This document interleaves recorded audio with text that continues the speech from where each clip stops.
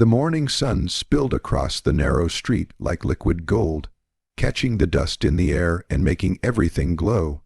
But for Rowan Hale, it felt like the world was ending. He stood on the cracked concrete steps of his tiny rented home, holding his 5-year-old daughter's small backpack, knowing he was about to trade his dignity for survival. He had lost his wife to illness, lost his job to layoffs, and now he was losing himself to a contract marriage he never wanted. The newspapers called it a miracle deal. Strangers whispered that he was lucky, but Rowan knew the truth. He was desperate. A single father with bills he could not pay, a child he could not let go hungry, and no one left to help him. The woman he was about to marry was a billionaire, bound to a wheelchair, and rumored to be cold, unfeeling, and impossible to please. He had never even met her in person. All he had seen were photos, contracts, and lawyers' emails. And yet, in just a few hours, his entire life would change. If you believe that kindness deserves second chances, take a moment right now to like, comment, share, and subscribe to the channel Kindness Story. Your support helps more emotional stories like this reach hearts that need them.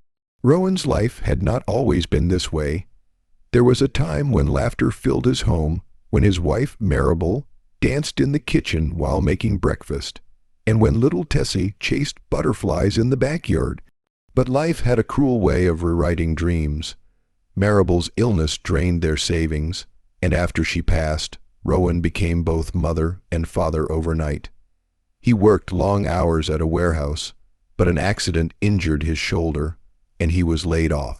One rejection letter after another came in, and the eviction notice arrived like a final blow. Tessa started asking why he looked tired all the time, why he skipped meals, why he stared at the ceiling at night. That was when a distant relative connected him to an unusual opportunity. A billionaire woman named Seraphina Crow, who needed a husband, not for love, but for legal and inheritance reasons. The deal offered security, a home, and education for Tessa.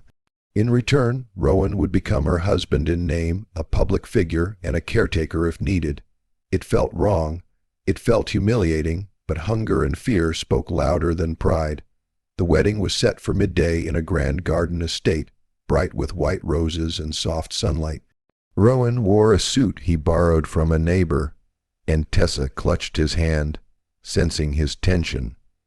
She had been told they were meeting a kind lady who needed help, and that they were going to live in a big house. That was enough for her. For Rowan, every step felt like walking into a cage. Guests arrived in luxury cars, whispering behind expensive sunglasses. Cameras hovered at the edges, hungry for drama. He had heard stories about Seraphina Crow, how a spinal condition had confined her to a wheelchair for years, how she had become ruthless in business, how she trusted no one. Some said she had chosen Rowan because he was poor, quiet, and unlikely to betray her.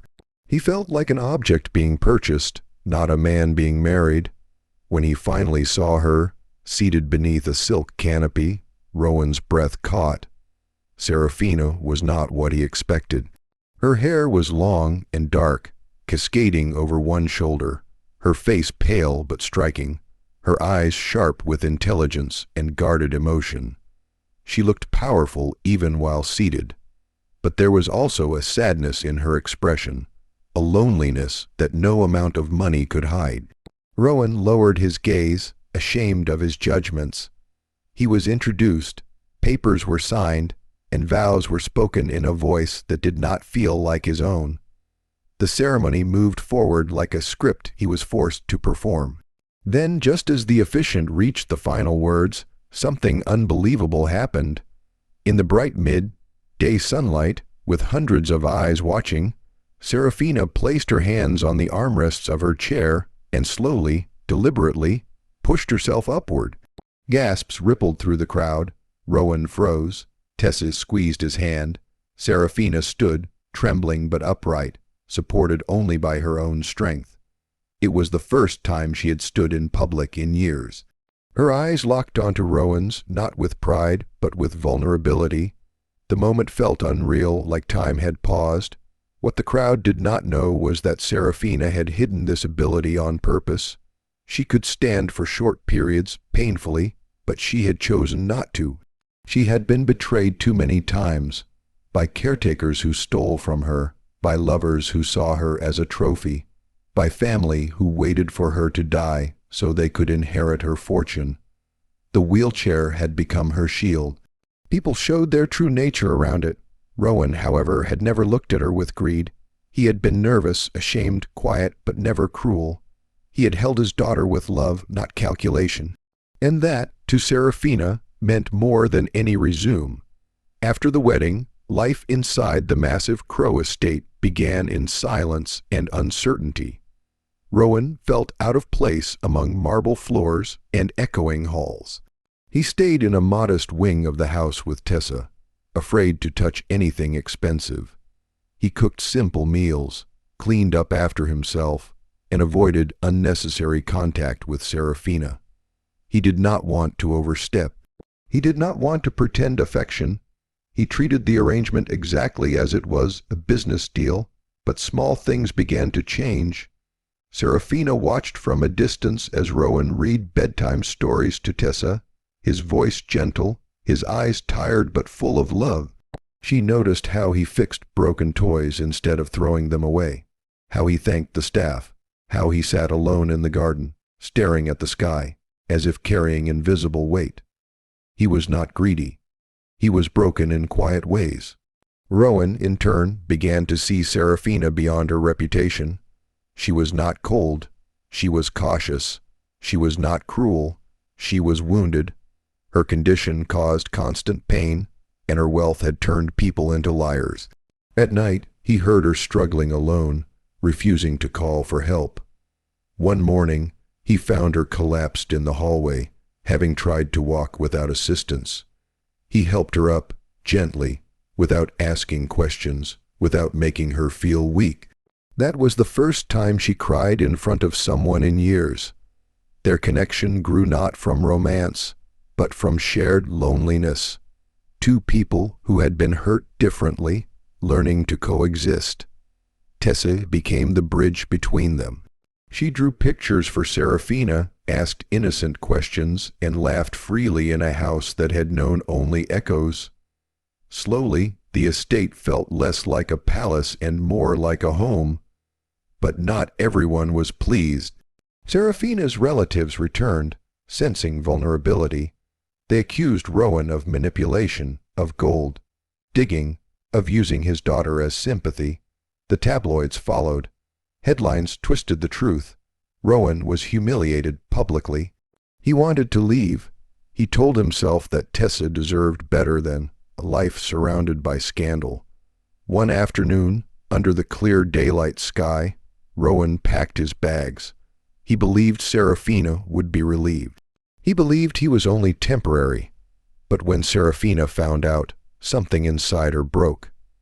She realized that for the first time, someone was leaving not because they got what they wanted, but because they believed they were not worthy of staying. That realization hurt more than any betrayal. She called a press conference, not to defend herself, but to defend him. In front of cameras, she stood again, shaking, determined, revealing her ability, her pain, and her truth. She explained why she had hidden it. She told the world about Rowan, not as a contract, but as a man who had never asked for more than safety for his child. The world went silent. For Rowan, it was the moment he realized this was no longer just a deal. Love had entered quietly, not as fireworks, but as warmth, not as passion, but as trust. Months passed. Seraphina underwent painful physical therapy, not to walk perfectly, but to walk freely, even if only a little. Rowan stood by her, not as an obligation, but as a partner.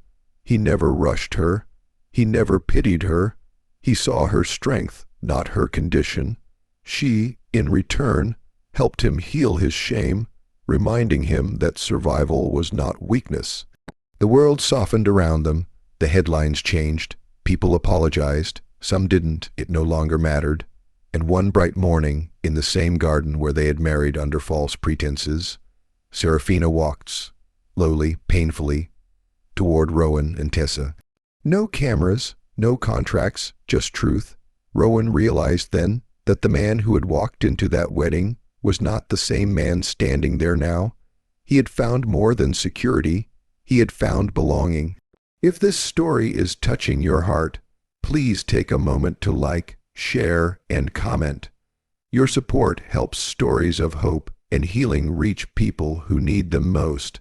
Special request: comment the word hope if you believe love can grow in the most unexpected places. Because sometimes the strongest love is born not from desire, but from kindness. And sometimes the people we think we are saving are the very ones who save us. If this story made you feel something real, don't forget to engage with this video. Your interaction keeps these stories alive and reminds the world that compassion still matters.